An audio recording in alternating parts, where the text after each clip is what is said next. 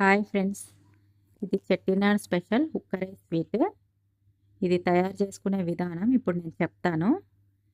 చాలా సింపుల్గా, జ్యూసీగా తయారు చేసుకోవచ్చండి. ఈ స్వీట్ని దేవుడికి నైవేద్యంగా కూడా పెట్టవచ్చండి. చాలా టేస్టీగా ఉంటుంది. ఈ స్వీట్ ఇప్పుడు ఎలా ప్రిపేర్ చేసుకోవాలో చూద్దామండి.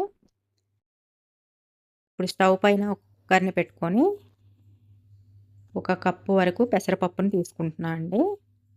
చూసారు కదా, ఈ కప్పుడు పెసరపప్పునైతే నేను తీసుకున్నాను.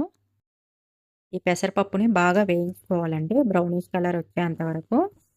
ఎందుకంటే బాగా వేయించిన పెసరపప్పుతో స్వీట్ తయారు చేస్తే చాలా టేస్టీగా వస్తుంది. ఇప్పుడైతే నేను బాగా వేయించుకుంటున్నాను. బ్రౌన్ కలర్ వచ్చేంత వరకు వేయించుకోవాలండి పెసరపప్పుని. చూసారు కదండి, ఇలా బ్రౌనిష్ కలర్ వచ్చేంత వరకు వేయించుకోవాలి. పెసరపప్పుని వేయించి తీసుకుంటే స్వీట్ చాలా టేస్టీగా వస్తుందండి. కొంచెం ఎక్స్ట్రా టేస్టీ కావాలని అంటే పెసరపప్పుని ఇలా వేయించి తీసుకోవాలి. ఇప్పుడు చూసారు కదండి, ఇలా బ్రౌనిష్ కలర్లోకి పెసరపప్పు రాగానే స్టవ్ ఆఫ్ చేసేసుకొని పెసరపప్పుని 1-2 సార్లు మంచిగా కడుక్కోవాలండి. నేనైతే ఇక్కడ 2 సార్లు కడిగి పెట్టుకుంటున్నాను. వేయించుకున్న పెసరపప్పులోకి 1½ కప్పు వాటర్ని యాడ్ చేసుకోవాలి. నేనైతే ఇక్కడ 1½ కప్పు వాటర్ని యాడ్ చేసుకుంటున్నాను. ఇలా 1½ కప్పు వాటర్ యాడ్ చేసుకున్న తర్వాత కుక్కర్ని 3 విజిల్స్ వచ్చేంత వరకు పెట్టుకోవాలండి. దీన్ని ఇప్పుడు మూత పెట్టేసుకొని 3 విజిల్స్ వచ్చేంత వరకు వెయిట్ చేయాలి. ఇప్పుడైతే 3 విజిల్స్ వచ్చాయండి. పప్పు అయితే ఉడికిపోయింది. ఇది ఒక పక్కకు పెట్టేసుకొని స్టవ్ పైన ఇలా ఒక గిన్నెని పెట్టుకొని ఇలా బెల్లాన్ని చక్కగా తురుముకోవాలండి. తురుముకొని 1½ కప్పు బెల్లాన్ని తీసుకోవాలి. 1 కప్పు పెసరపప్పుకి 1½ కప్పు బెల్లాన్ని తీసుకుంటున్నానండి. స్వీట్ కొంచెం తక్కువ తినేవాళ్ళు 1 కప్పు బెల్లాన్ని తీసుకోవచ్చు. నేనైతే ఇక్కడ 1½ కప్పు బెల్లాన్ని అయితే తీసుకుంటున్నాను. దీంట్లోకి కొన్ని వాటర్ని యాడ్ చేయాలండి. ఇప్పుడు నేను దీంట్లోకి 1 కప్పు వాటర్ని అయితే యాడ్ చేస్తున్నానండి. చూసారు కదా, ఈ కప్తో కప్పు వాటర్ని అయితే యాడ్ చేస్తున్నాను. నేను స్టార్టింగ్ నుంచి ఇదే కప్తో మెజర్మెంట్స్ తీసుకుంటున్నానండి. మీరు చేసేటప్పుడు కూడా గ్లాస్తో అయినా సరే, కప్పుతో అయినా సరే అదే మెజర్మెంట్స్ లాస్ట్ వరకు తీసుకోవాలండి. ఇక్కడ చూసారు కదండి, బెల్లాన్ని ఇలా కరిగించుకోవాలి. పాకం అయితే అవసరం లేదండి, తీగ పాకం. నార్మల్గా బెల్లం కరిగించి వాటర్ ఎలాగైతే ప్రిపేర్ చేసుకుంటామో అలా ప్రిపేర్ చేసుకోవాలండి.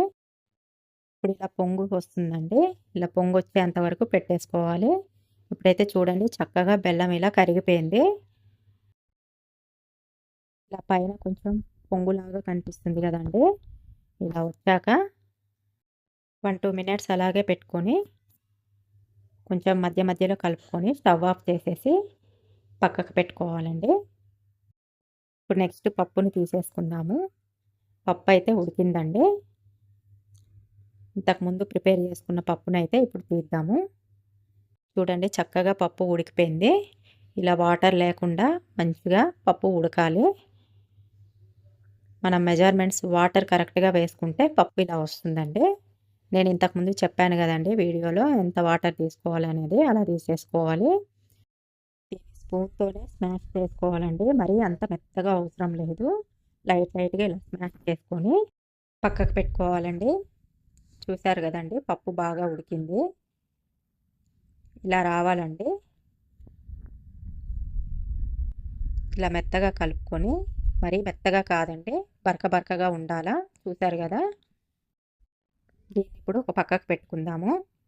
ఇప్పుడు స్టవ్ పైన ఒక ప్యాన్ని పెట్టుకొని దీంట్లోకి ఒక 4 టేబుల్ స్పూన్ల ఆవు నెయ్యిని తీసుకుంటున్నానండి. మీ ఇష్టం, ఏ నెయ్యి ఉన్నా యూజ్ చేసుకోవచ్చు. ఆవు నెయ్యిని అయితే నేను తీసుకున్నాను. యాక్చువల్గా ఇంట్లో ప్రిపేర్ చేసుకునే నెయ్యితో ఈ స్వీట్ ప్రిపేర్ చేసుకుంటే చాలా టేస్టీగా వస్తుందండి. ఇక్కడైతే నేను 1 కప్పు కాజుల్ని దీంట్లో వేయించేసుకుంటున్నాను. చూడండి, 1 కప్పు కాజుల్ని తీసుకున్నాను.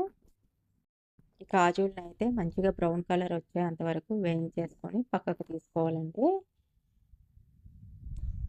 నేనైతే ఇక్కడ వేయించేసుకుంటున్నాను.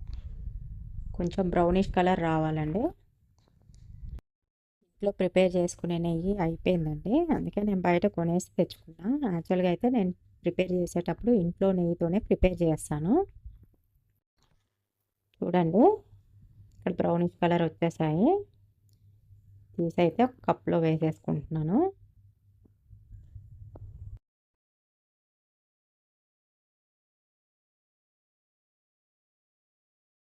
చూడండి ఇప్పుడైతే ఈ కాజుల్ని తీసి కప్‌లో వేసేసుకున్నాను. ఇలా వేయించేసుకున్న తర్వాత అదే ప్యాన్‌లో ఒక కప్పు బొంబాయి రవ్వని తీసుకుంటున్నానండి. ఇక్కడ చూసారు కదా!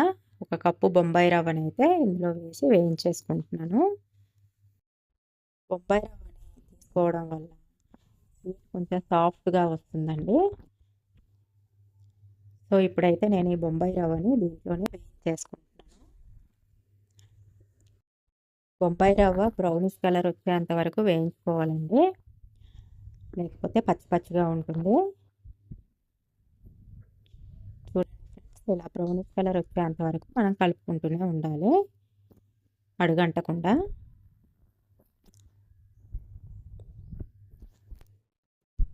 నేను ఇక్కడైతే వేయించేసుకుంటున్నాను.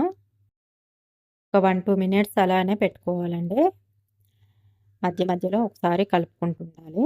ఎందుకంటే అడుగంటకుండా ఉంటుంది. ఇలా ఒకసారి కలుపుకొని మధ్య మధ్యలో ఒకసారి చెక్ చేసుకోవాలండి. బ్రౌనిష్ కలర్ వచ్చేసిందండి. రవ్వ వేగినట్టే. దీంట్లోకి ఒక కప్పు పచ్చి కొబ్బరిని తురిగి తీసుకొని దీంట్లో వేసేసుకోవాలి. ఇప్పుడే దీన్ని బాగా కలుపుకోవాలండి. కలుపుతూనే ఉండాలి. ఇదంతా మీడియం ఫ్లేమ్‌లో పెట్టుకొని చేసుకోవాలండి. లేదంటే అడుగంటుద్ది. కొబ్బరి తురుము పచ్చివాసన పోయేంత వరకు వేయించుకోవాలి. ఇదంతా 1, 2 మినిట్స్ టైం పడుతుందండి. ఒక 2 మినిట్స్ అలాగే కలుపుకొని స్టవ్ పైన పెట్టుకోవాలి. ఇప్పుడు మనం దీంట్లోకి ముందుగా తయారు చేసి పెట్టుకున్న పప్పుని యాడ్ చేసుకోవాలండి.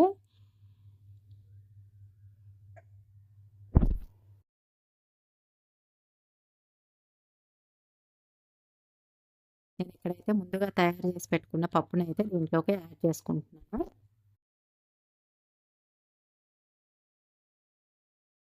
యాడ్ చేసుకొని బాగా కలిసేలాగా కలుపుకోవాలండి.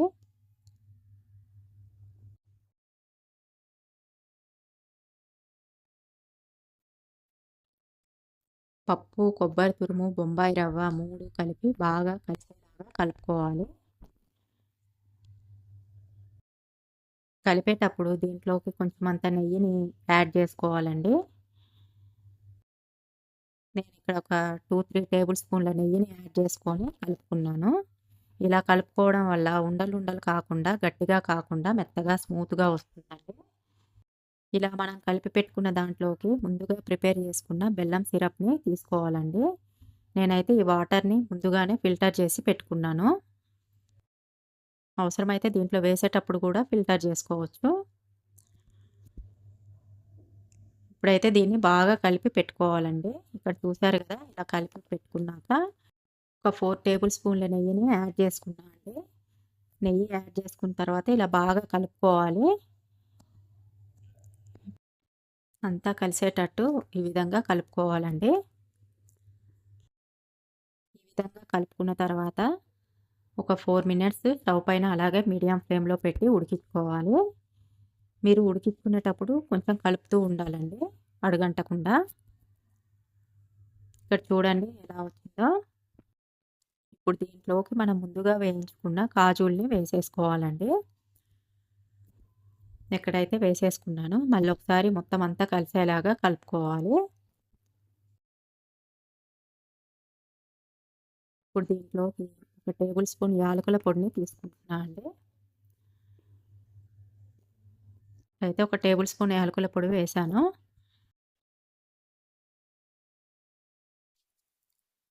యాలకుల పొడి వేశాక మొత్తం అంతా ఒకసారి కలుపుకోవాలండి. చూడండి మొత్తం అంతా కలుపుకున్నాను. బాగా కలుపుకోవాలండి. ఎందుకంటే అడుగంటకుండా. ఇలా కలుపుకున్న తర్వాత 1 మినిట్ అలానే స్టవ్ పైన పెట్టేసేయాలి. చూడండి.